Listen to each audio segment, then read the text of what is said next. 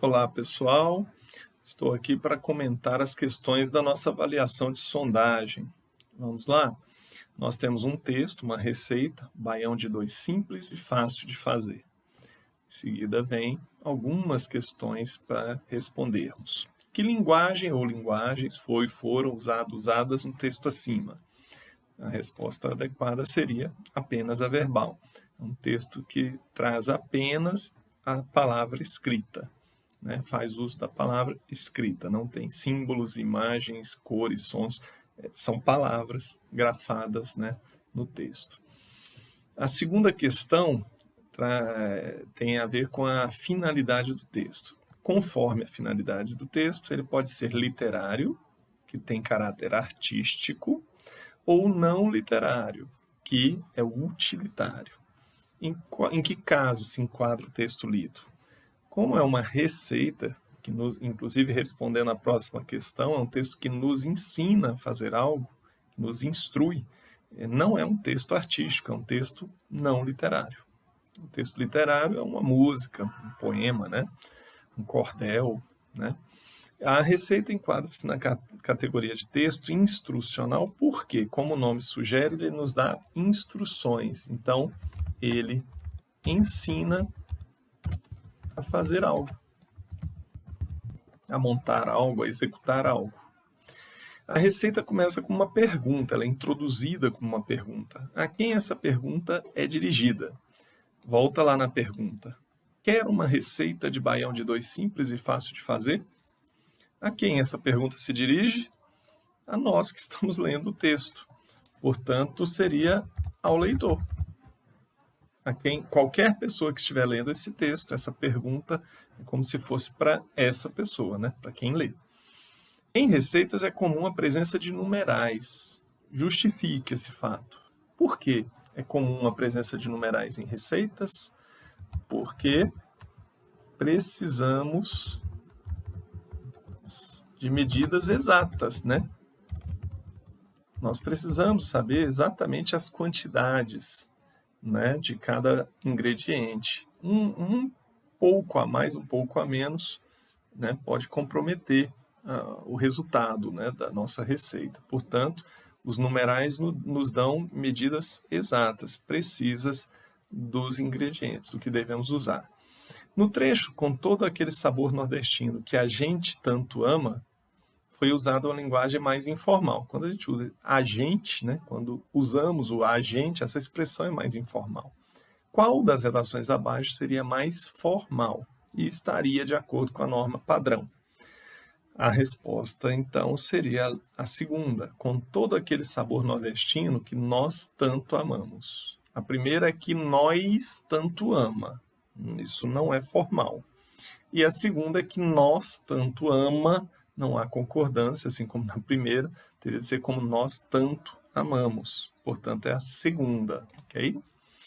Virando a página, temos uma outra receita. Agora uma receita diferente, que é de solidariedade, com os ingredientes, o modo de fazer, e vemos aqui algumas perguntas. Essa receita é um exemplo de texto literário. Essa é uma afirmação, não é uma pergunta, hein?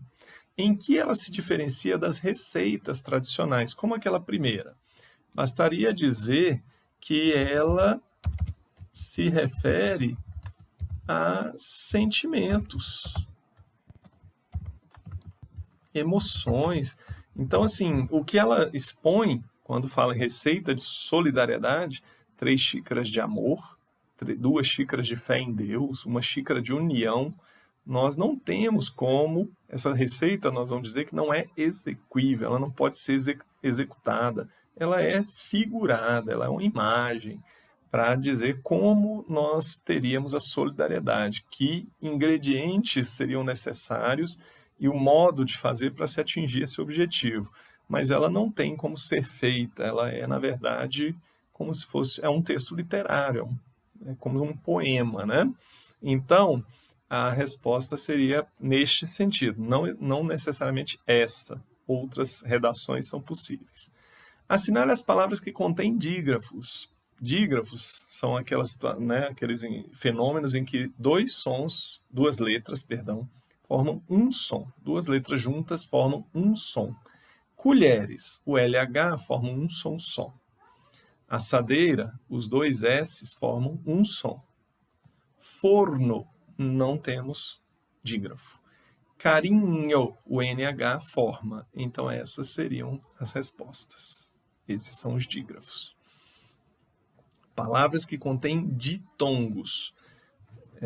Talvez você não se lembre, mas existe o hiato e existe o ditongo. Ditongo é aquela situação em que você tem uma vogal e uma semivogal, né? A gente costuma dizer duas vogais, mas elas ficam na mesma sílaba. E semivogal porque elas são pronunciadas, a semivogal é pronunciada de forma mais fraca. Então, vamos ver onde nós temos aqui o ditongo. A palavra ingredientes nós não temos. Se separarmos as sílabas, essas duas vogais ficarão separadas. Mas quando falamos união, separamos união. O O sai mais fraquinho, ficam o A e o O na mesma sílaba. Então é um ditongo. Solidariedade, não. Deus é uma sílaba só. Eu não separo o E do U. Portanto, é um ditongo. Seriam essas duas as respostas. E, na última, nós temos um conjunto de palavras e você deve assinalar apenas aquelas que são trissílabas e polissílabas. Para quem não lembra, trissílabas tem 3 sílabas, polissílabas tem 4 ou mais sílabas. A resposta seria as respostas. Xícara tem 3 sílabas. Xícara. Amor, não. Ingredientes tem mais de 3. Polissílabas. Solidariedade, também. Gentileza, também. Igualdade, também. Polissílaba. Fé, uma sílaba só. Seu, uma sílaba só. Servir, 2 sílabas. E sopa, 2 sílabas. Então, nós temos essas 5 palavras que são trissílabas ou polissílabas. Ok? Essas, então, são as respostas. Eu reitero que essa é uma avaliação de sondagem. Se você foi bem, que ótimo, né?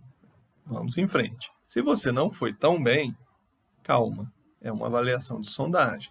É um instrumento para que nós tenhamos uma noção de como, né, todos estão, para que possamos definir e redefinir as estratégias do trabalho daqui em diante. Ok? Agradeço sua atenção mais uma vez e vamos em frente. Um abraço.